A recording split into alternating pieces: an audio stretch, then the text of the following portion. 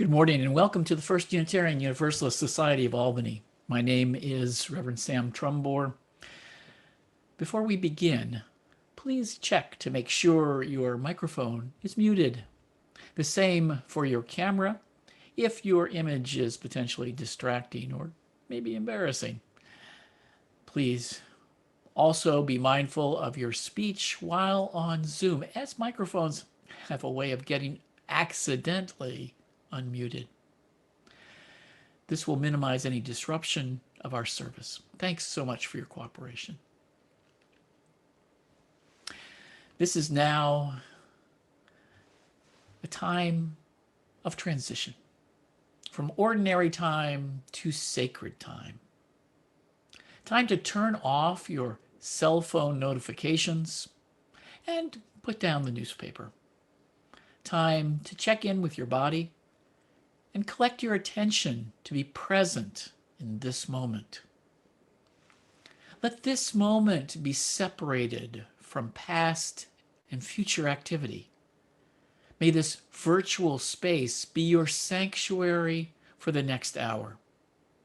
Allow Zoom to be your container for that space, to hold the images, sounds, and music, the songs, poetry, and prose, to lift your heart, broaden your mind, and move you to do justice in the world in the service of building beloved community. Although we are not physically present together this morning, may this virtual service be holy and sacred time for each of us that joins us together in the celebration of life.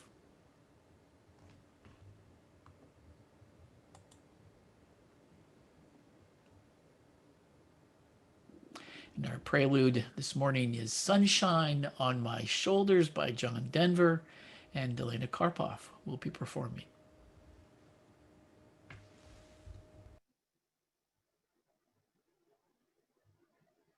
Welcoming all free seekers of truth and meaning. We gather to excite the human spirit, to inspire its growth and development, to respond morally and ethically to a troubled world, and to sustain a vital and nurturing religious community. We have a Hanukkah song.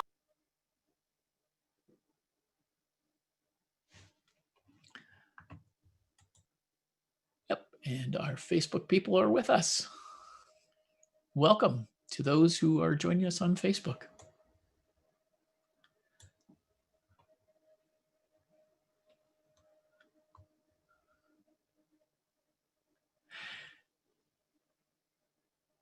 As you might surmise from that opening song, we are in the middle of Hanukkah right now. Lighting those 8 candles remembers how an insufficient amount of oil needed to keep that sacred lamp lit lasted for 8 days until it could be replenished. Lights are a big part of the Diwali holiday and the Hindu tradition celebrated in November.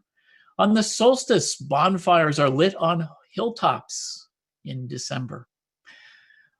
All these different celebrations center on light at a time when the sun hangs low in the horizon. The short days and long nights right now don't make the restrictions during this pandemic to keep us healthy and safe any easier.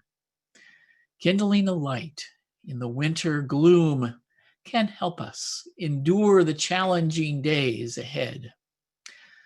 While the first COVID vaccine has been approved on Thursday and inspires our hope, we know this infection will not be done with us for a while. The solstice is coming up in a little more than a week. Leah has a story about that shortest day and the return of the sun for us now.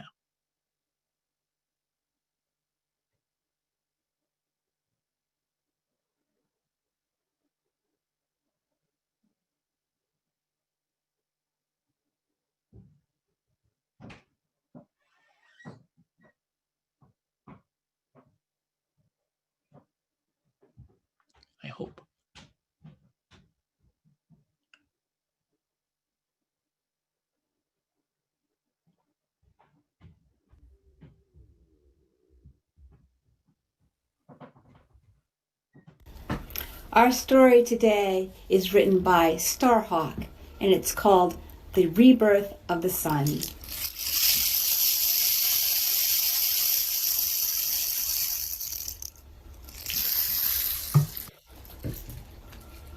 It was the middle of winter, and the sun had grown very old.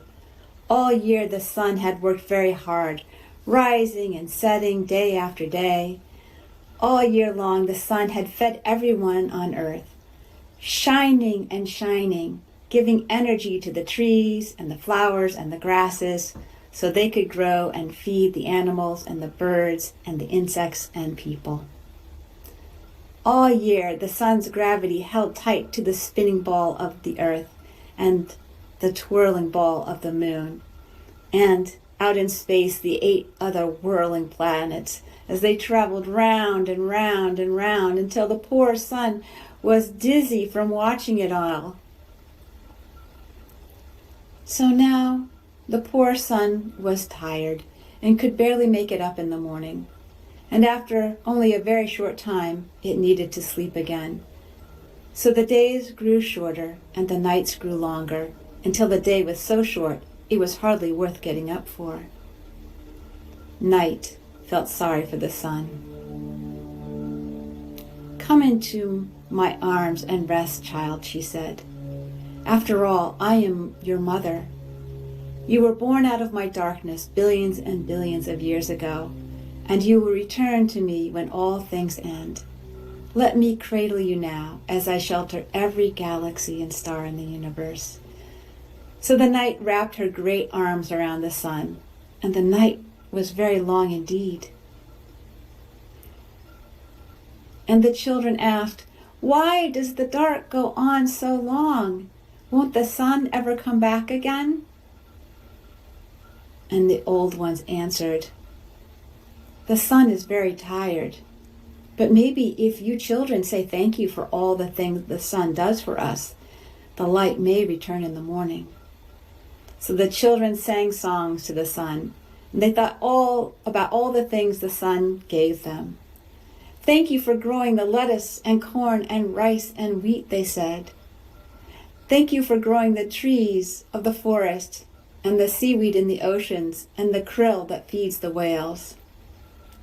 And every time a child said thank you, the sun began to feel a little warmer and a little brighter. Wrapped safely in the arms of the night, the sun grew younger and younger. At last, it was time to go to bed, though the children didn't want to. The elders said they would wake them when it was time. And it seemed so early when the elders got them, so early in the morning. And together in the darkness, they climbed a high hill and faced the east, the direction of the sunrise. They waited and waited to see what the dawn would bring. And as they waited, the sky turned from black to gray, and they saw streaks of pink appear, and finally the orange glow. And then the sun was released by the night. When she opened her great arms, there was a burst of brightness. The sun appeared, new and strong and shining. For in the long night the sun had rested well and grown young from the songs and thanks of the children, born out of the night once more. Everyone cheered, and the children jumped up and down. "The sun has returned. The sun has reborn," they said. And that's the end of the story.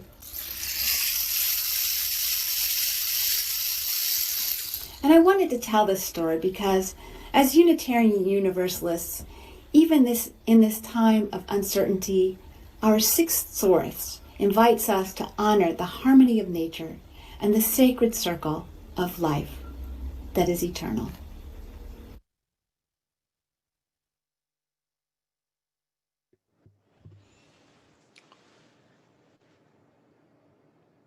And let us turn inward to receive these words. In this time of long nights and short days, let us seek the light within by contemplating through our mind's eye the image of a candle.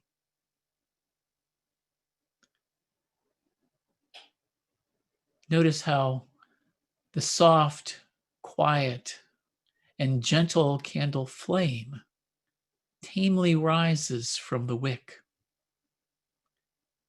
Yet just by touching a dry twig, it has the power to become a raging bonfire to light up the night.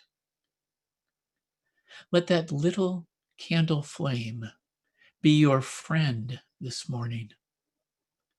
Allow it to quiet your mind as you attentively watch its flickering glow. Allow it to calm your mind in a way that brings a stillness that can light up the interior of your being, that can help you find the wellspring of your feelings. Allow it to show us the inner sense of our knowing that can help us notice the ways we've strayed or harmed others, to warm us, reflecting on the ways we've been touched and the ways we've opened our hearts, and inspire us through making new connections and discovering new insights. May this simple flame touch the dry twigs that guard our hearts, allowing the power of light to penetrate our self-protection and show us the amazing potential for heat and light that resides within us. Let us take these words on our own thoughts, reflections, and prayers into our silent meditation.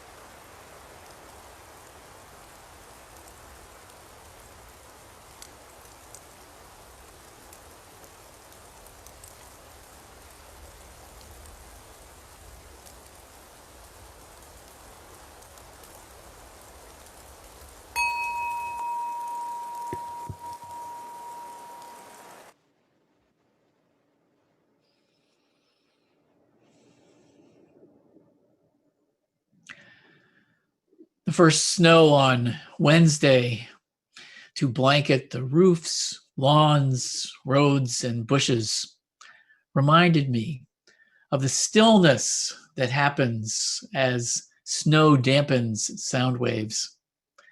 There is a softness to sounds that can't reflect or bounce around as much. The snow also drives any lingering animals into their burrows, convincing them that it is time, maybe past time, to start hibernating. The phenomenon of hibernation, of being still, enduring cold temperatures and lack of food, are marvelous evolutionary adaptations to a colder climate. The ability of life over many generations to adapt to threatening atmospheric conditions is amazing. And yet, humanity is still quite limited in this regard. I know more than a few people who would be quite content to skip winter, take a long nap, and wake up again with the daffodils and the forsythia. But that isn't an option. Staying in bed longer than a week initiates deleterious effects on the body. Our health and well-being require us to keep moving. But that is right now. What might the future hold? Do we have genes already that might be activated? Are there features of hibernation that could be adapted for human use? What benefits might humanity enjoy if we could? Were we to enjoy tropical temperatures all year round with sufficient rain and sun, there'd be no need to hibernate. Hibernation evolved as a way for plant, insect, and animal life to cope with life-threatening seasonal conditions of both cold and heat. It is a state of decreased activity and depressed metabolism for warm-blooded creatures. In winter, this means a lower body temperature, the slowing of the heart rate and breathing, and the slowing of the metabolism. Creatures like reptiles that don't regulate their body temperature also will hibernate, often with even greater reductions in activity. Hibernation isn't like sleep. It isn't so much restful as a diminishment of activity, including brain activity. Hibernation is more like going into suspended animation. The normal REM sleep activity that is restorative of the brain doesn't happen during hibernation. In fact, activity can get so slow and depressed that it would seem as if that hibernating creature was dead. The wood frog is an interesting case study. Unlike some frogs and toads, they do not bury down below the frost line. Wood frogs might only be covered by a pile of leaves for its winter lair.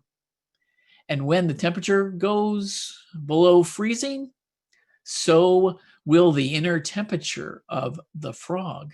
It will actually freeze solid, but not freeze completely.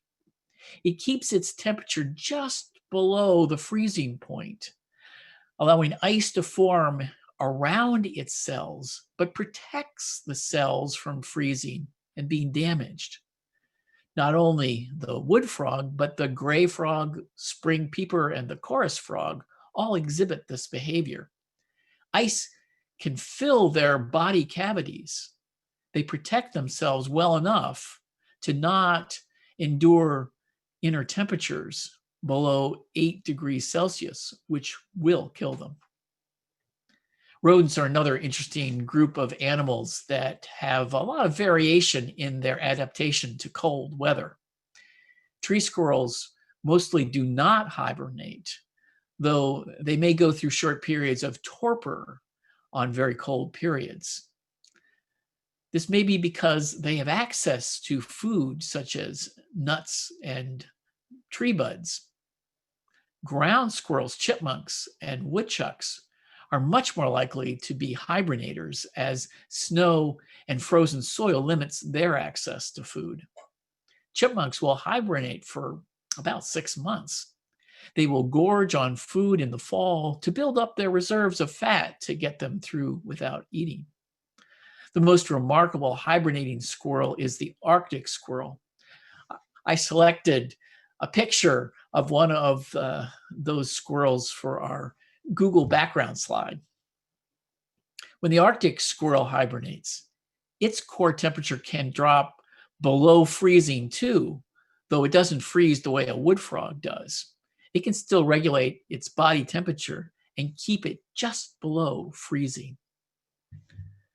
The creature most people think of when you say hibernation is bears, because their body temperature doesn't drop very much when they hibernate. Some have questioned whether you would classify them as hibernators, but in just about every other way, they exhibit many of the same behaviors and adaptations that go along with hibernation. They gorge on food before they retreat into their cave or sheltered tree roots or even tree nest. They remain inactive for the winter months with many physiological changes to adapt to that inactivity. Those adaptations are quite interesting because they are adaptations humanity can't replicate. Were some folks to decide to imitate how a bear hibernates, they would fail. They'd have no problem with the gorging part, I expect, but that's where the similarity would end. The first problem they'd encounter is having to get up to relieve themselves. And they would need to drink not long after that to replenish their hydration. People need to flush the urea out of their bloodstream through their kidneys. That is the result of metabolism that keeps us warm. Bears don't have that problem. They don't need to drink or urinate during their whole hibernation period. They've developed the ability to not create urea, but rather creatine, which doesn't need to be excreted and can be stored or used by muscle tissue. The next problem the human hibernator wannabes would encounter would be trying to stay still longer than a week. Anyone who's been bedridden will know the problems. The muscles start to waste away, the skin develops pressure sores, and the blood starts clotting. And if it goes on long enough, the bones dematerialize. Not moving is very dangerous to our health. Somehow this doesn't happen to bears. They burn through their fat reserves and don't suffer skin lesions or lose any muscle tissue or suffer from blood clots. They wake as strong as when they began to hibernate. We haven't made these adaptations because living in a cold climate is relatively new for us on the evolutionary timescale. Tens of thousands of years isn't long enough for us to evolve what the bears have evolved. Heck, we don't even have enough hair to stay warm. If our temperature drops more than 3 degrees Fahrenheit, our body goes into hypothermia and starts shivering uncontrollably to generate heat. Our bodies pull our blood away from our limbs to keep our inner organs safe, willing to sacrifice fingers and toes to frostbite in the process. We are just not well adapted to the cold. Yet, if we could adapt and replicate some of these clever tricks that the bears' bodies know how to do, it would make a big difference. Long distance space travel would be much more possible if astronauts could be put into a hibernation state, slowing their metabolism to consume less energy. Just being weightless causes the same problems as if being bedridden with muscle and bone losses. It takes a lot of exercise and weight bearing on the space station to keep those astronauts healthy. Hibernation would also be helpful for treating severely injured people. Inducing a kind of hibernation state could stabilize them long enough to deal with their injuries before their body would break down and stop functioning after just a few minutes. And in extreme famine and drought, were humans able to hibernate, they could survive till aid arrived or conditions changed. What is tantalizing is signs that humanity may have capacities we don't realize. Maybe you heard about this fascinating story, a Swedish radiologist who was trapped under a layer of ice for 80 minutes in freezing water in 1999. A skilled skier, she lost control on a familiar slope and fell headfirst into a frozen stream near a waterfall. A hole opened up in the 8-inch thick ice, and her head and torso were pulled underneath. The fellows she was skiing with found her with only her boots and skis sticking out from under the ice. By the time they were able to get her out and into a helicopter to a hospital, her body temperature was 56.7 degrees Fahrenheit. 100 doctors and nurses worked on her for 9 hours to externally warm her blood and get her heart beating again and her internal organs functioning. She was able to make a full recovery with no brain damage, returning to her job as a radiologist. And here are more anomalies to ponder. Perhaps some of you have seen pictures of naked yogis practicing meditation in the snow with no ill effects. In the early 2000s, Dr. Herbert Benson studied Tibetan monks who have the unusual ability to generate heat even in winter weather. Benson documented these bare-backed monks being wrapped in sheets soaked in ice water, meditating in ambient temperature of about 40 degrees Fahrenheit. Steam would start rising from the sheets, and those sheets would be dry in an hour or so. He covered the monks in wet sheets 3 times with the same effect. The monk's technique is called Ji-Tomo meditation. It combines breathing exercises with strong visualization of flames shooting up the spine that seems to activate an ability most of us are unaware of. No discussion of stretching human abilities to deal with the cold can be complete without mentioning Wim Hof. He's an extreme athlete who has developed an amazing ability to resist cold. He can swim under ice for significant distances. He climbed Mount Kilimanjaro in shorts.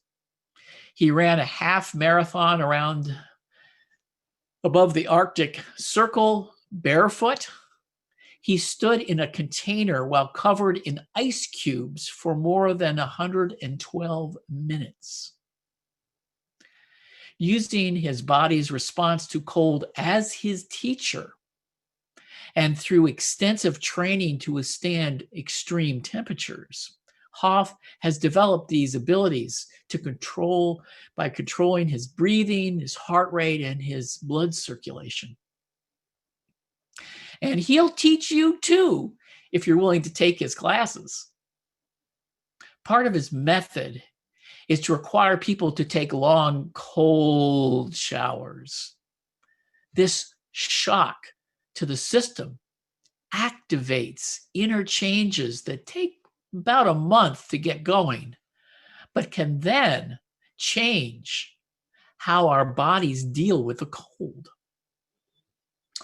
I'm not sure if I'm ready to do that experiment quite yet, But his feats and his ability to teach others suggest our biological capabilities may be greater than we realize. I expect we probably know a tiny bit about this already. The cold bothers me far more in October than it does in January or February. My blood does seem to thicken over that amount of time. The reverse was true living in Florida. It took a while to get used to being hot and sweaty all the time. But after a year or two, I got pretty comfortable with heat and humidity, even those tiny no-see-ums biting me. One effect of global climate change is we are getting a much greater appreciation for the value of being cold. We need snow-covered Arctic frozen water to reflect the sun's rays in the summer. To prevent sea level rise, we need the ice to stay frozen in Greenland and Antarctica. To keep methane, a potent greenhouse gas, out of our atmosphere, we need the permafrost to stay frozen. We need to retain glaciers that are the source of fresh water in the summer for many, many peoples. In other words, cold is very important for the continuation of human civilization. While we may not be able to hibernate like other creatures, we can take advantage of the stillness we can enjoy while they are hibernating.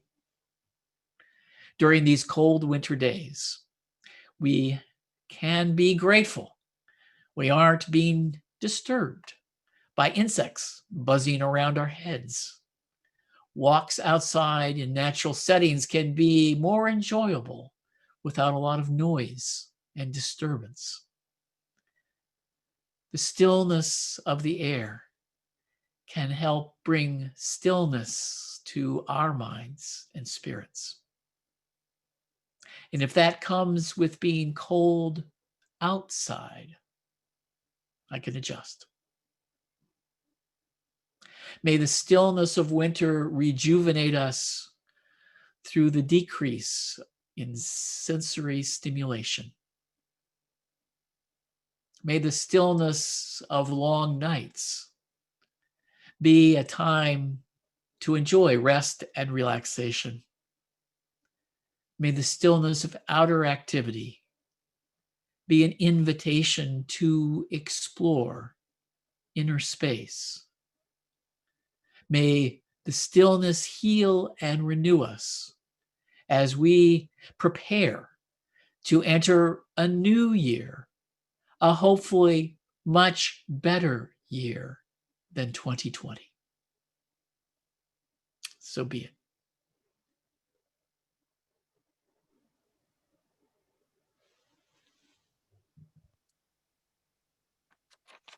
Good morning. I'm Kathy Harris, and I'm the Service Associate today.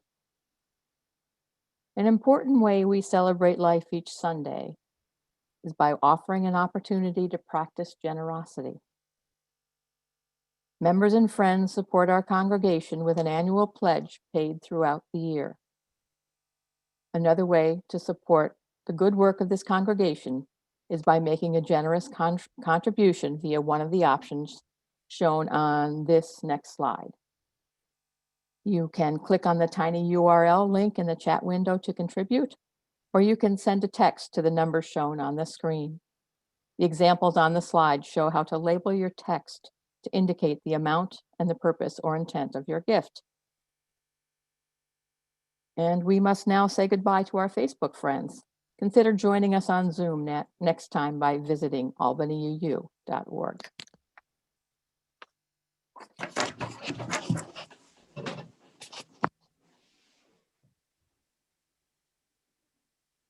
The offertory is The Holly and the Ivy. It's a traditional British Christmas carol, and the musician is Mark Abendroth.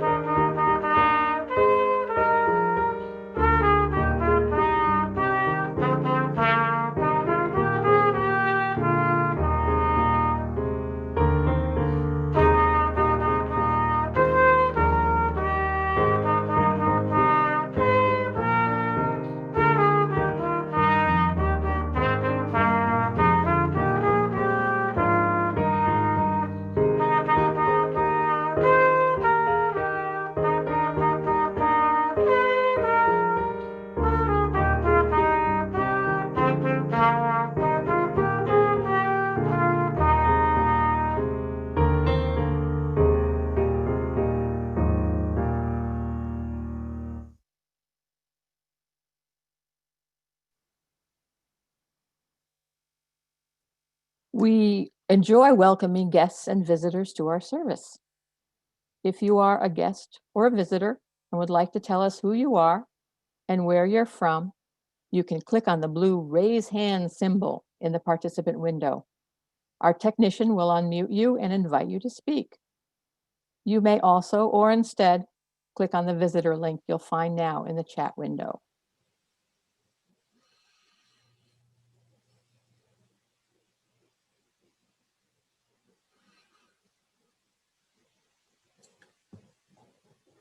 I don't see anybody that's raising their hand.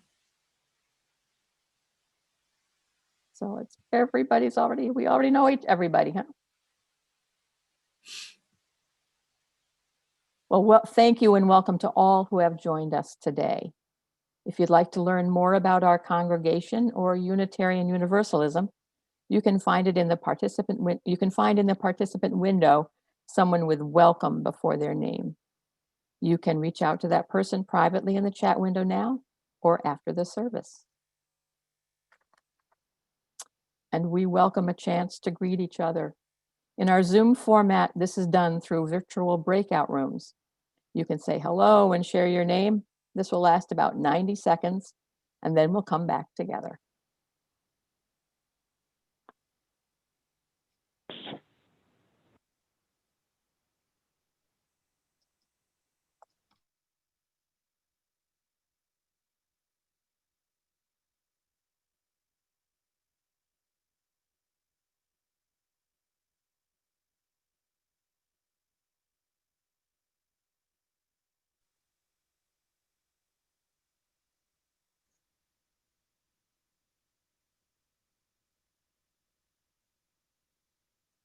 My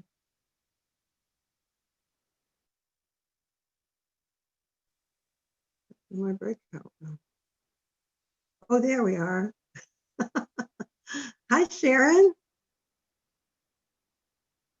Oh, I can't hear anybody. Hi, Laura. Hi, how are you doing? I'm doing very well. How are you?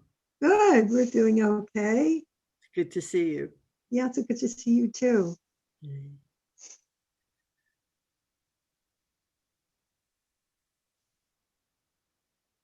Roger's dozing through the sermon. He's off camera, huh? Yes. It's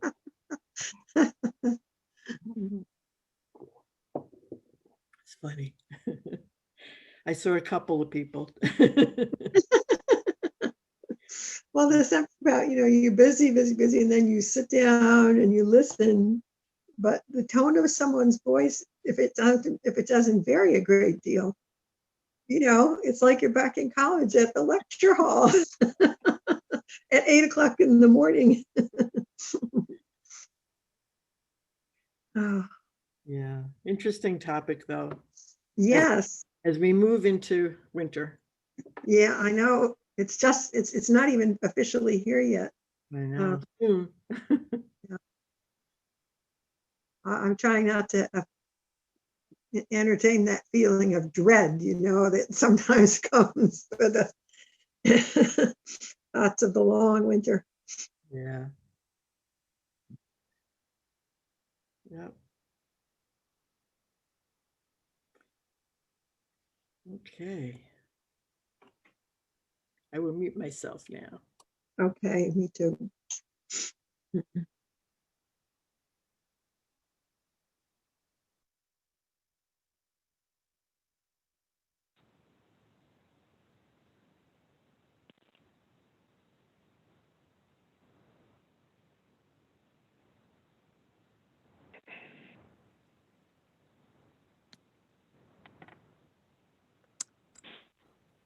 This is the time set aside in our service for sharing significant personal milestones in our lives. There are 3 ways to share a joy or sorrow. The first option is to type joy or sorrow in the chat. I'll say that. Please put the words "read aloud" at the beginning of your message if you would like us to do that. Please also consider connecting privately in the chat with a pastoral care associate. You may identify the ones on duty today in the participant window. Look for PCA before their name. The second option is to click the blue raise hand symbol in the participant window. Our technician will unmute you and invite you to speak your joy or sorrow. The third option is to submit a joy or sorrow using our website by noon on Friday before the service. We'll begin by reading those that were submitted this past week. Then we'll hear the spoken joys and sorrows. Well, you have to followed by unmute the it yourself too. chat entries that are, But that's a- hello guys. Then we'll hear the spoken joys and sorrows followed by the chat entries that are to be read aloud.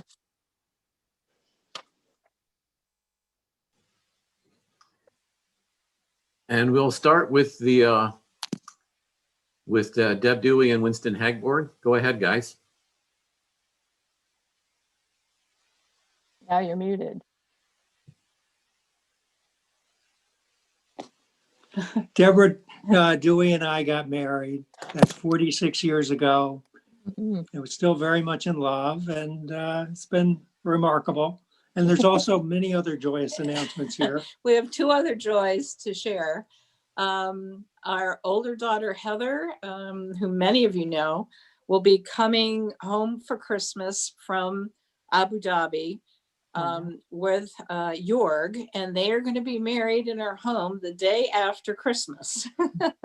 Wow. And at the same time, we got both of these pieces of news at the same time. And about a week and a half ago, Haley got engaged to Austin. So we have a lot of joy in our life right now, and we're happy to share that with everyone. Excellent. All right. Moving on. Stand fast. Go ahead, unmute yourself and share your joy or sorrow. Well, I have the sorrow and the joy. My sorrow is that Ted was in the hospital for 10 days. But my joy is that he's now in rehab, and I'm hoping he'll be home by Christmas. No, thank you.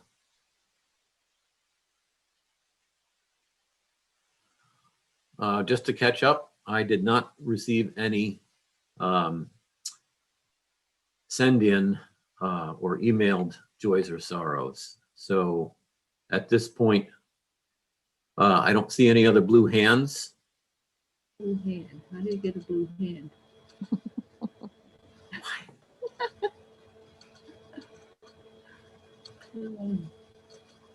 All right. Any in the chat window? Shall we go to Sharon for the read alouds? Okay, so we have one read aloud from Mary Applegate. My 94-year-old friend Alice broke her hip this week. She's in rehab and doing well, but it's a scary time to be in a nursing home of any sort. And that is the only read aloud that I see.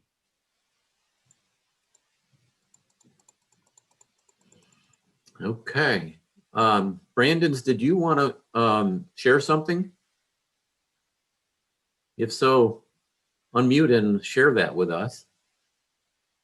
Yes, can you hear me? Yep.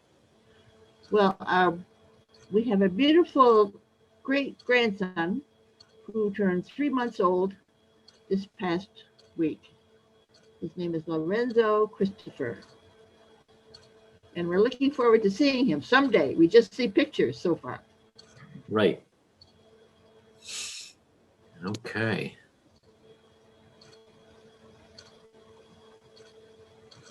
So for the joys and sorrows that remain unspoken, let us hold all that we've heard and felt in our hearts.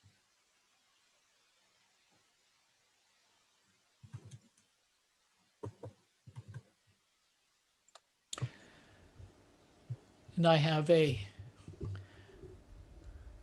prayer of affirmation from Jan Richardson.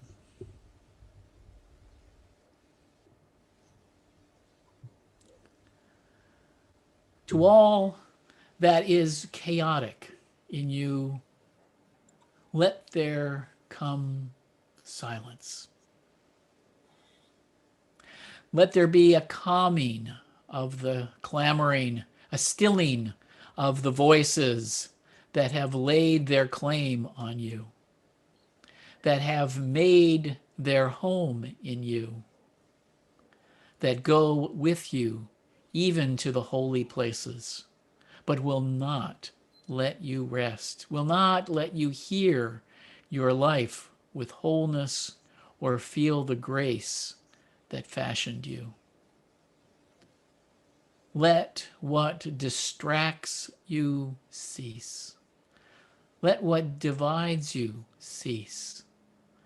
Let there come an end to what diminishes and demeans, and let depart all that keeps you in its cage. Let there be an opening into the quiet, an opening that lies beneath the chaos, where you find the peace you did not think possible, and see what shimmers within the storm.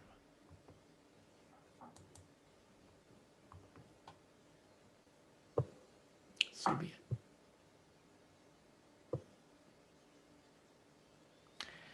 And we have our last song to sing together, Dark of Winter, that Elena is going to sing. It's by Shelley Jackson Denham.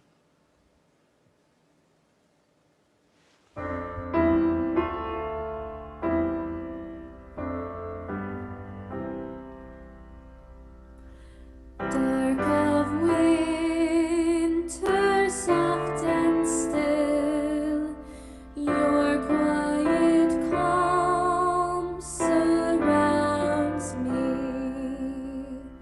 Let my thoughts go where they will. Ease my mind profoundly. And then my soul will sing a song, a blessed song of love eternal, gentle darkness, soft and still. Bring your quiet to me. Darkness, soothe my weary eyes, that I may see more clearly. When my heart with sorrow cries, comfort and caress me.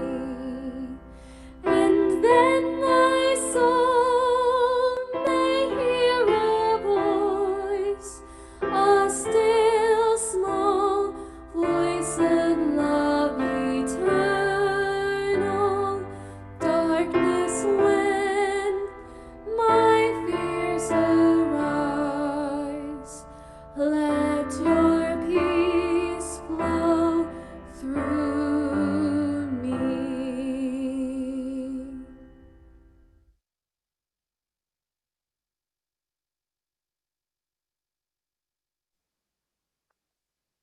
As we extinguish the chalice, please join in the words shown on the screen.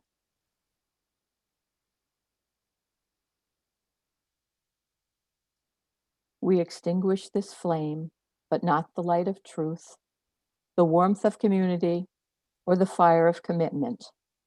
These we carry in our hearts until we are together again.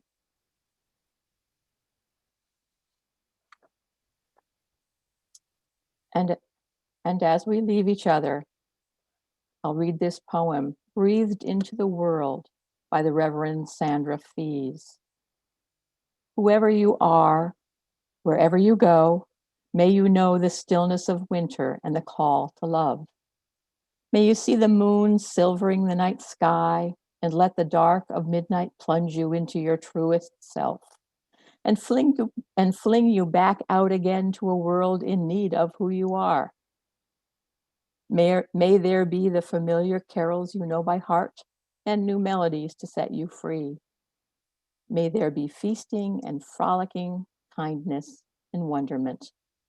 And may there be wise people to follow a star in the east, and a child to teach us to love, and enough magic to let the imagination go wild, to let Christmas arrive with its enchantments, with its glitter, glow, and gold, to let what wants to be born break through.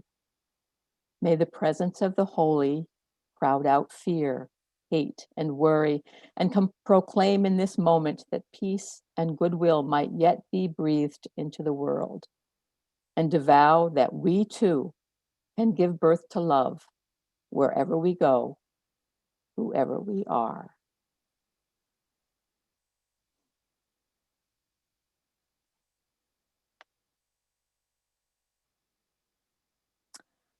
We want to thank everybody who's helped this service, the ushers, Kristen Abbas, Dawn Dana, Chuck Manning, Annika Pfluger, Pastoral Care Associates, Sharon Babala and Phil Rich, the welcomer, Peter Brown, the service associate, myself, Kathy Harris, the musicians, Mark Abendroth, Elena Karpoff, the office support, Sapphire Correa, and our technical support, Chris Jensen.